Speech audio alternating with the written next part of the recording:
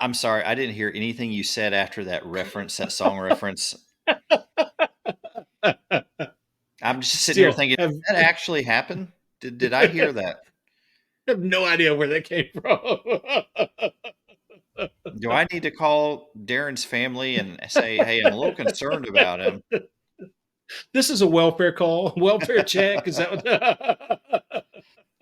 It's time for the Brew and Shavers Sports Podcast.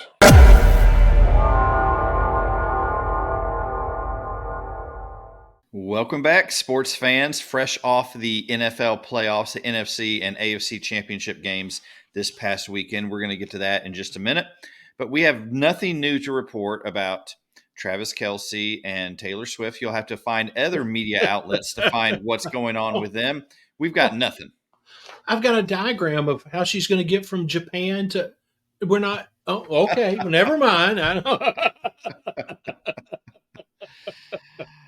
Oh, goodness. That was 3 hours I'll never get back. Thanks. Whatever. I guess you could say the NFL got what it wanted in the end. Yeah, absolutely. Although I got to say, if Detroit would have won and a Taylor Swift Eminem Super Bowl, that would have been pretty interesting as well. But, Eminem reacted a little differently to Niners fans than Taylor Swift reacts to fans of the Ravens or whoever they're playing. Yeah, he's got his own way. Is that a way to say that? Well, let's just move on from that and let's get to our headlines, which we're starting with the top 25 men and women's basketball AP polls. Update for this week. On the men's side, Tennessee still holding at number 5. Kentucky slipped to number 10. Auburn at 16, Oklahoma at 23, and Alabama coming into the rankings at 25. On the women's side of things, number 1 ranked South Carolina after a big win in Baton Rouge. Yeah.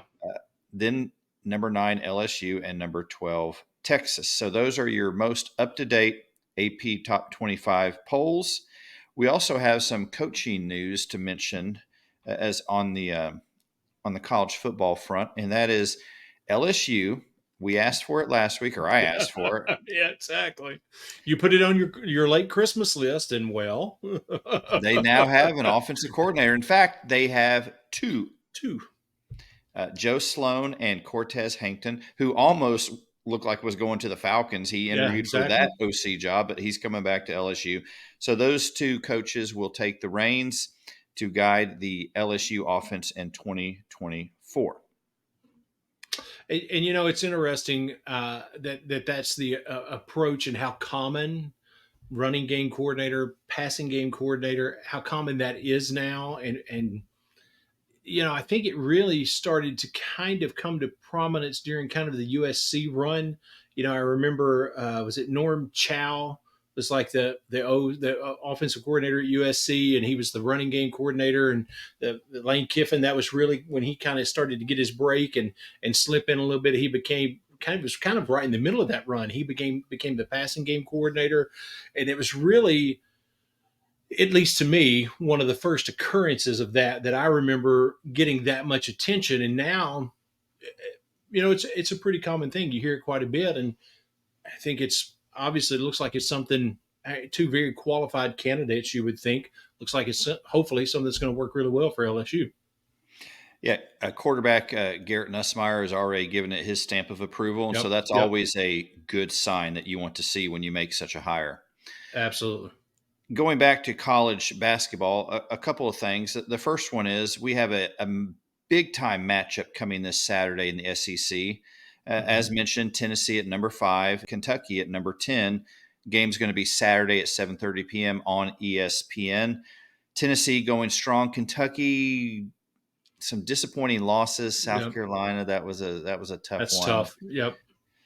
So there's, like a lot of teams in Calipari's tenure, immense amount of talent, Darren, but they struggle to figure things out and to play together. Yeah, it's a really interesting thing. There really seems to be a chemistry. And when I say that, I don't feel like it's a locker room thing.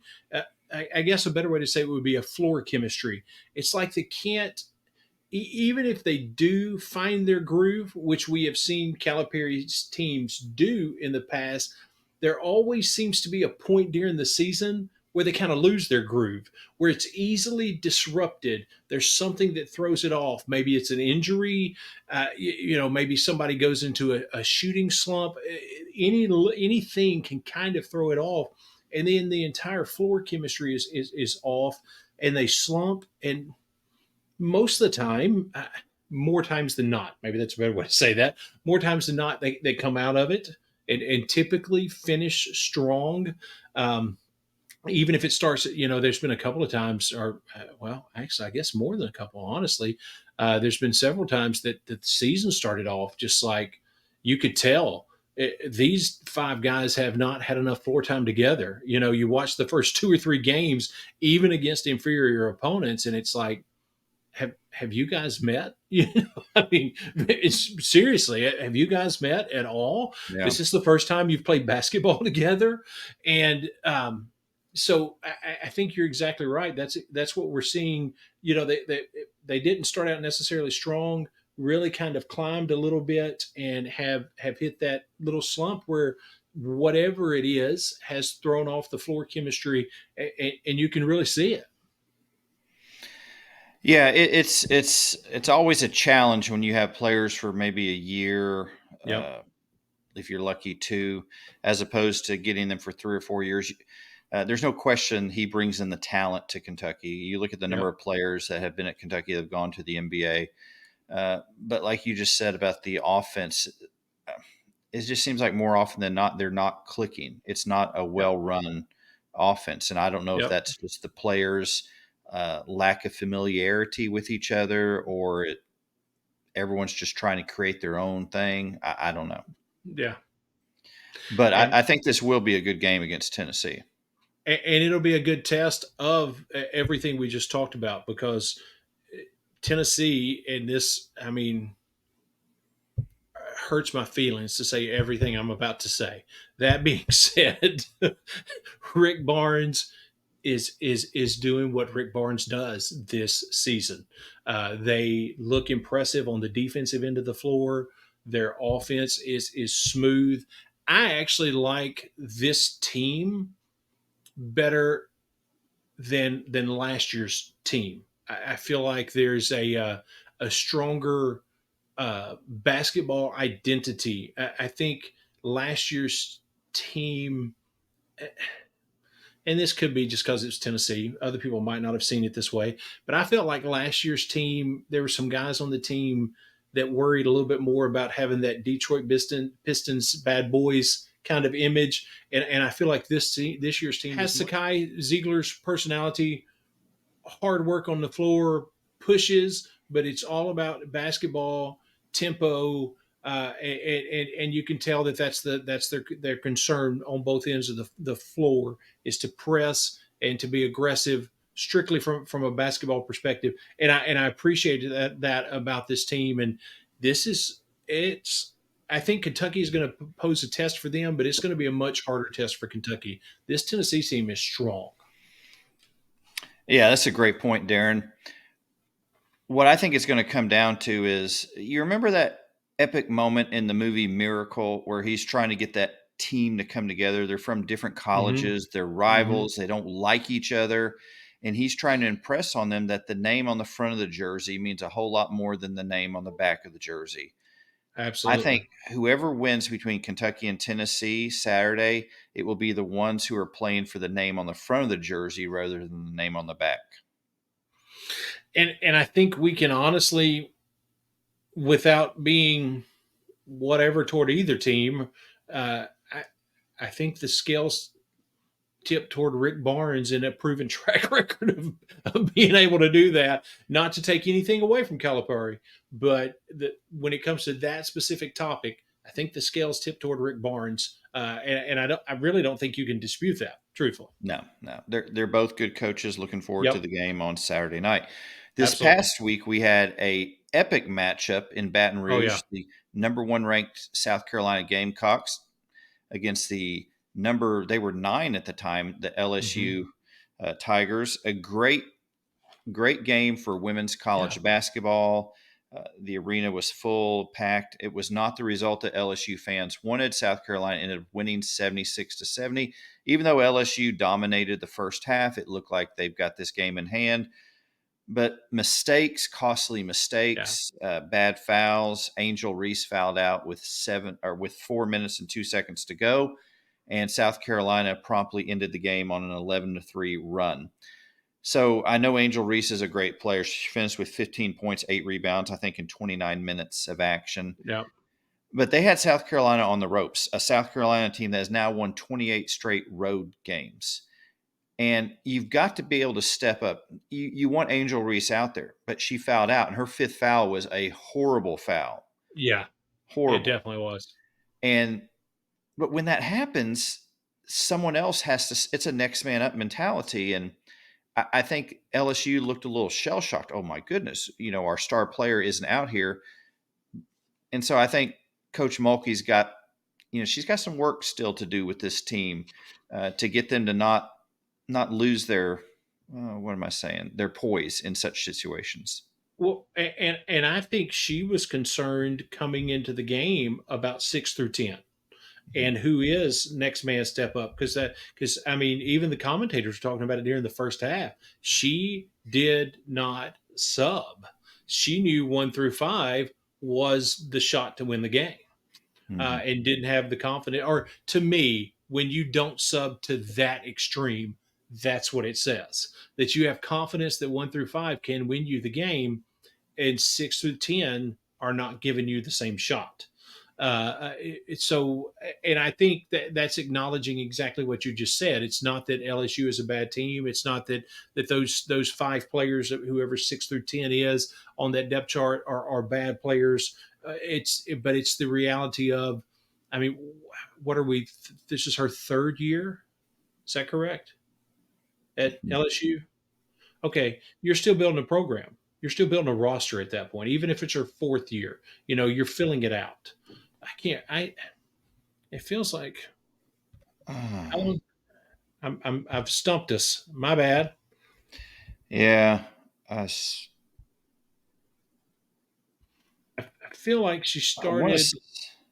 Wasn't that the whole knock about Brian Kelly that the Mulkey and Johnson on baseball won national championships in their second year? Yeah, that's exactly right. So this is her 3rd season because she won the national championship in the second year. So 3 years in, you're still building your roster. I don't care who you are. I don't care what the program is. So for her to have the talent at 1 through 5 to hang with the number one in the country is magnificent in year 3. The rest will come. Obviously, she's done it, at Baylor. She's been successful, just didn't work at this time. They got tired. They started making silly mistakes and fouls, and you could see it happening. You could see kind of the progression of as they got tired. Because honestly, you were talking about Angel Reese's foul. She just reached and grabbed that girl. That was an I'm tired foul. She just reached out and grabbed her. That's exactly what that was. Yeah, and you can't do that. It hurt the rest of the team. Yep. Yep. But give credit to South Carolina. They're the number one Absolutely. team for a reason. They are loaded. I was Absolutely. very impressed with their guard play. Their outside shooting was better than LSU's, especially from the Yep. 3-point line. So right now, South Carolina, number one team in the country. I know there's a lot of attention from a Big Ten team up north, but I don't think you can put anybody ahead of South Carolina right now. No, and I'll tell you, and I'll apologize in advance. I'll be very quick because I can't remember names, so I won't spend a whole lot of time on it. But the player for LSU that played point most of the night, Haley Van Lith. the yes, Mhm. the girl that was guarding her from South Carolina, she may be one of the quickest, uh, agile defenders that I've seen in women's college basketball. Mhm. She was, so you could tell she frustrated her and kept her on edge. And she wasn't playing this overly aggressive style of defense. She was just that good at how she defended her, and how, I mean, she was just everywhere she went, she was right there. She was very, very, and I apologize, I can't remember her name. She was impressive, the level of defense that she played. two of the big holes left in the LSU team from last year: size in the middle, Yep. the center position, and also the point guard position. And Yep. LSU doesn't have the size they had last year, and point guard position. I'm not sure Van Lit, that's the best position for her to play. I think she's playing it out of I think necessity, but I look at her more she's as a a two. two guard, yeah, Yeah. Yeah. Absolutely. Agree because the completely. girl can shoot the And you lights could, out, but it's hard to do that when you're the ball handler. and in the moments when they put her in the two position, there was a few times during the game she put her in. You could see it in her shot. Mhm. Her shot was relaxed. Her form looked better. She is a natural too, and you can tell it because, like I said, you could see even when it just in how her shot looked when she was in that two position. Yeah, absolutely, absolutely. Well, let's move on and take a listen to This Week in Sports History.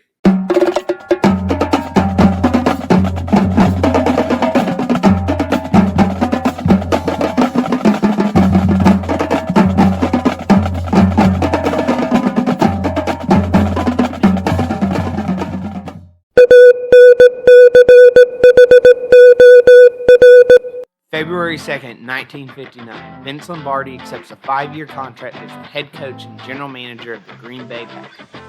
Lombardi was one of the most successful and influential coaches in the history of American football. Lombardi began his coaching career at the high school and college levels, where he developed his philosophy of discipline, hard work, and excellence. He then joined the New York Giants as an assistant coach in 1952, where he helped them win a league title in 1956. However, Lombardi was not satisfied with being a subordinate and wanted to be in charge of his own team. The Packers were a struggling franchise that had not had a winning season in 11 years. Lombardi immediately imposed his rigorous and demanding style on the players, who responded with loyalty and respect. He transformed the Packers into a dominant force, winning 6 division titles, 5 NFL championships, and 2 Super Bowls in 9 seasons. Lombardi's decision to sign with the Packers was a turning point in his career and in the history of the NFL. He established himself as one of the greatest coaches of all time and inspired generations of players and coaches with his legacy. His name is now synonymous with the Super Bowl trophy, the ultimate prize in professional football. Oh, thank you.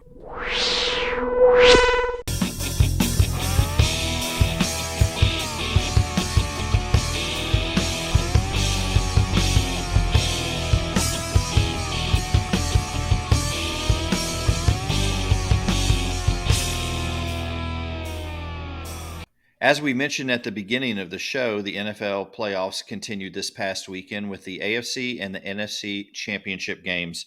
Over on the AFC side, Kansas City went into top-ranked Baltimore, pulled out a 17-10 victory. Yep. Of course, Patrick Mahomes, Travis Kelce, big-time games. The defense, though, from Kansas City stepped up. Lamar Jackson did not have a good game. And No. we got to give a shout out, Darren, on the what looked like a Zay Flowers touchdown where he fumbled. L'Jarius Sneed was in on that play. L'Jarius Sneed played at Louisiana Tech, but he's from Minden, which is just about 22 miles east of where we are right now. Is that east? Which way? I have. It is if we say it is. So yeah. But what can you say, Darren, about this? Kansas City just keeps rolling. Yeah, exactly. I mean, it was their 6th AFC Championship game. Now they're going for to the Super Bowl 4th time in 5 years. Is that correct? I mean, it to me one of the most exciting things about it is it's good to see. Man, I hate when names just disappear. The head coach, who I've called by name in conversation 3 times tonight Andy Reid. before we started recording. Andy Reid, thank you. Been a long day, huh? Andy Reid. Yeah, exactly.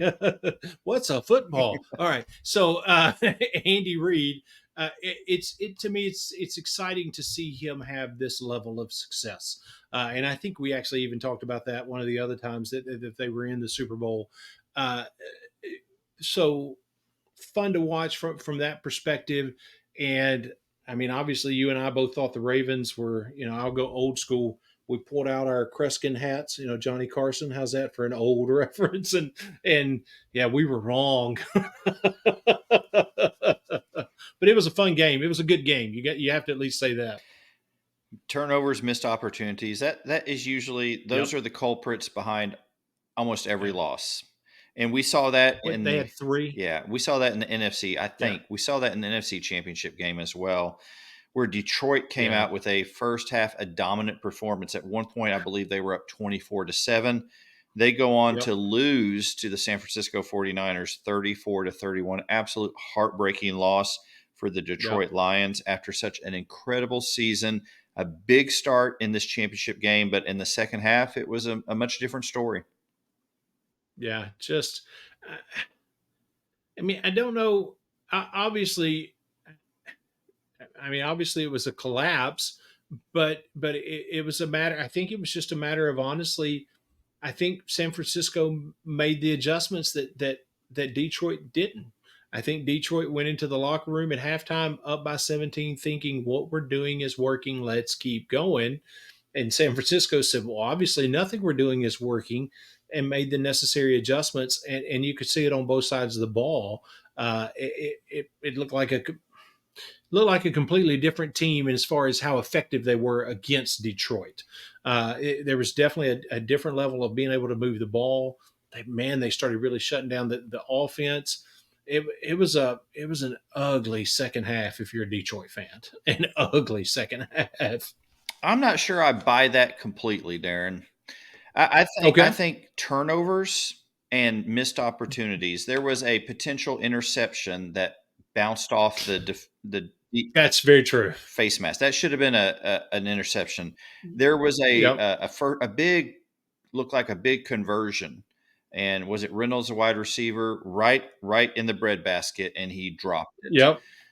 Those kind of things are killer. I know people want to get on Dan Campbell's case about his decision on fourth down not to kick the field goal to tie it up. Mm-hmm.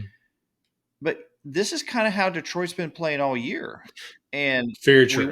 we want to magnify something like that.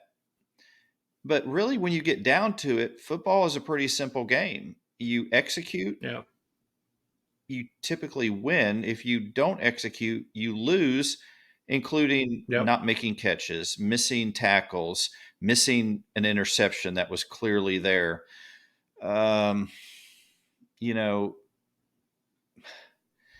Dropping passes. Now, the one thing that I did think was a bad call was toward the end of the game when they were on the goal line running the ball. I think you needed to keep your 3 timeouts to make San Francisco possibly punt. At that point, it was onside kick recovery or bust, and you know how well that goes in the NFL. Yeah, exactly. And I will say this, going back to the call to kick the field goal, I'm in 1,000% agreement. No matter anything else I think about any kind of scheme or game plan, the thing I applaud about that is it's what I think you can genuinely say it's what he would have done in the regular season. And I applaud the fact that in that moment, he didn't seize up and overthink it. Well, maybe I should do something different. This is the NFC champ. He did what he would have done in the regular season. And I applaud that. On the other side, Brock Purdy made plays. Yep. And he made plays with his legs. The scrambling, I think that caught Detroit off guard, got the defense off balance. Brock Purdy made some big plays when he needed to make big plays. Not spectacular, but those runs for first downs. I don't think Detroit was expecting that. No, I agree completely. And I think it very clearly, it was one of the biggest differences in the game. His ability to, like you said, it's not this Lamar Jackson level of execution or Lamar Jackson level of spectacular, but it's a level of execution where this needs to happen. He got it done with his legs. And even on that level, I don't think they were expecting that. And it made a large difference, a big difference in the game. Made the plays when he needed to. It proved to be the difference in the 3-point victory. So the Super Bowl will feature for a second time in recent memory the Kansas City Chiefs against the San Francisco 49ers. I think it You will ready to be. make a pick? Yeah, I'm good with that. You want me to go first? Who you got? Uh, I think just from everything we just talked about, I don't know how you pick against the Chiefs. I mean, it would be awesome story to see Brock Purdy, a guy that was picked last in the draft, be a Super Bowl champion. But I mean, there's just something about you. You can talk all you want about what we're going to do when we're out on the field with Patrick Mahomes and this Kansas City offense, but when you get out there and the scheme and the talent hit you, it's a little bit different. And I think that's going to be the case. So it might be cliche, but I'm going to go with the Chiefs. How about you? I'm thinking about going with the Niners.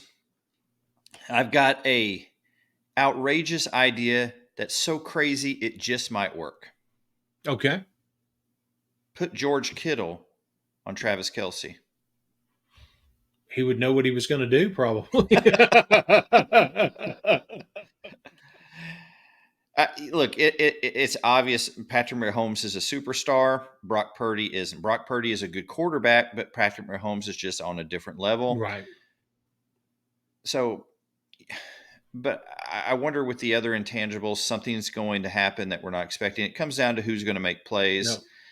And so maybe I'm just being contentious with you tonight, Darren, but I'm going to pick the Niners.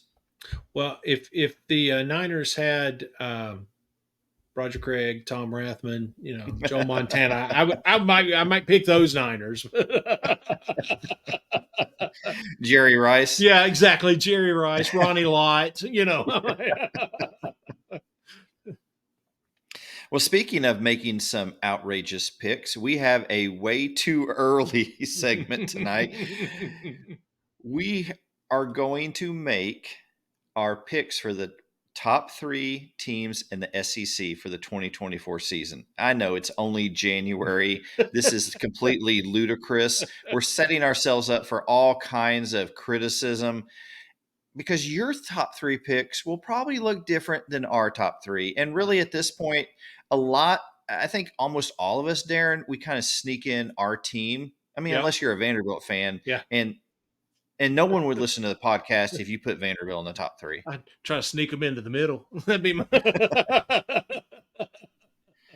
So let's get right to it. As you look at the 2024 season with no East-West divisions in the SEC, who's your number 1 team? Who do you think is going to be the top dog? Well, when we were top dog, well done. We were talking about how cliche it might be to pick Kansas City, but I'm going to be cliche and predictable again. I don't know how you pick against Kirby Smart and what he's doing at Georgia. That's going to be my number 1 pick. It is the Georgia Bulldogs. Don't come in second place in 2024. They come in first place. How about you? What's your number 1 pick? I'm with you, Darren. This Georgia team is going to come into the upcoming season hungry. They're still angry about being left out of the 4-team playoff. They've got something to prove this year. There's a fire lit under them. So I expect Georgia to be the top dog again in the SEC. How about your number 2? Well, in traditional SEC circles, this might not be a popular pick, but I think it's a realistic pick. So I'm going to go with one of the new kids in town. I think Texas finishes number 2 as the new kid on the block. They'll be hanging tough. No, nothing. All right. Texas is number 2. I have no idea what just happened there. I apologize. I think Texas is bringing back a lot. They have Quinn Ewers. Sarkisian has done a ton of work to get that program both on the field and off the field where he wants it. And I think I think he's been building for the SEC. They're going to stumble a little bit But I still think they can pull out a season that is a second place season in the SEC next year. So that's I'm going with them at number 2. I'm sorry, I didn't hear anything you said after that reference, that song reference. I'm just sitting here Still thinking, have, did that actually happen? Did I hear that? have no idea where that came from.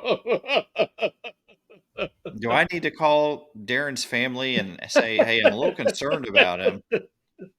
This is a welfare call, welfare check. Is that what? So you got Texas at your number 2. Texas number 2. Well, this is a completely homer pick, and since it's January, I can go ahead and make this pick. I'm going to say That's LSU. right. I really people are going to be surprised how good Garrett Nussmeier is. Yeah. Now, he may not be Jaden Daniels level, but this is a good quarterback. I think the offense is reloading. They're not going to have to score 50 points a game this year to win because I think the defense is going to play much, much better. I'm excited to see the progression of the defense and how they play. So I'm willing to sneak them up into the 2 spot. Are you surprised? With all of the transition at coordinator, that's one of the things that gave me some, on both sides of the ball, gave me some apprehension. But I think it's a solid pick, especially as a fan. I think it's a solid pick. Sometimes as your team is learning to find its way, it's easier to be the hunter than to be the hunted. And I don't think anyone's going to put Absolutely. LSU at the top in the SEC. So that takes that bullseye off of them, and sometimes that works to your team's advantage. And they're the ones taking the shot instead of being shot at. That can Right. make a huge difference. How about your number 3? I have extreme trepidation because this is a pick that even in weekly game picks, I think has never done me right. but I'm going to give it a shot one more time. I am throwing in my number 3 pick to the transfer portal king. I am going Lane Kiffin and the Ole Miss Rebels. Now, I know they lost Quinshawn Junkins, but man, they have brought in so much. I think they're, number 1 or number 2 in the transfer portal class. They had a top 20 recruiting class. And they're still, they signed somebody from Washington like either Friday over the weekend, like one of the offensive linemen, or he's still bringing people in. I think he sees this year as, especially now that there are no divisions, even before Saban retired, Kiffin had everyone at Ole Miss on board with the idea of this year is our first real. We got to take this shot. Alabama is not going to stand in our way. We can, we've got a shot at the playoffs. We've got a shot at the SEC championship, even if it's against Alabama, and that can get us to the playoffs, even if we lose in the championship game. So we've got to take this shot. And now that Saban has retired, you've got regime change in Alabama. I think that's just stoked the fire even more. They've brought in even more people. They're bringing in staff. They've got a staff that I think would probably be the equivalent of about 4 on the field and off the field combined, probably about 4 Sunbelt teams. So, they're doing everything they can. So I'm gonna believe that they can pull it off. Ole Miss is my number 3. So Georgia 1, Texas 2, Ole Miss 3. Who's your number 3? Well, Darren, hit me, baby, one more time. I'm going to go with Ole Miss as well. Are you really? I think Lane Kiffin was interested in the Alabama job, and they didn't even talk to him. Right. That's going to put a burr in his saddle. I think we're going to see a laser-focused Lane Kiffin this upcoming season with an axe to grind and a big chip on his shoulder. I fully expect Ole Miss to be near the top of the SEC teams, and I'm going to go ahead and agree with you and put them at number 3. Awesome. We'll Plus, talk about they don't play Alabama, unfortunately. That makes a big difference. And they don't have to play Vanderbilt this year, too. I mean, come on. Well, there you go. I mean, Maybe I need to put them at number 2. That's a pat to the top. I'm just saying. Well, that's way too early picks. Let us Yes. know how you disagree with us on those picks. Give us your top 3 picks, and we'll be happy to share them on the show next week. Oh, We'd yeah, love to hear definitely. from you to see who you think are going to be the top 3 teams in the SEC in 2024. Thank you for watching the show. Thank you for hanging with us throughout this season. We know this is kind of a dry time between the college football season ending and we're waiting for March Madness to kick off. Baseball is just getting started. There's still a lot on the horizon, but it's a little bit of 17 the, days. what are we in the in-between right now, Mhm. kind of. So thank you for hanging with us. Remember, new episodes drop every Tuesday at 6 a.m. Click that subscribe button, click the follow, click the like button, and you'll get up to date on everything, every notification when something new comes out. We appreciate you so much. And until next Absolutely. week, y'all take care. Have a great week. Thank you for making the Brew and Shaver Sports Podcast your go-to sports show. Be sure to subscribe, rate, and review our show if you haven't already. Your feedback is so important. Let us know what you think about this week's show. Send an email to brewandshavers@gmail.com or a text to our text line 318-390-3599. We look forward to hearing from you. Thank you again for listening to the Brew and Shaver Sports Podcast. See you next week.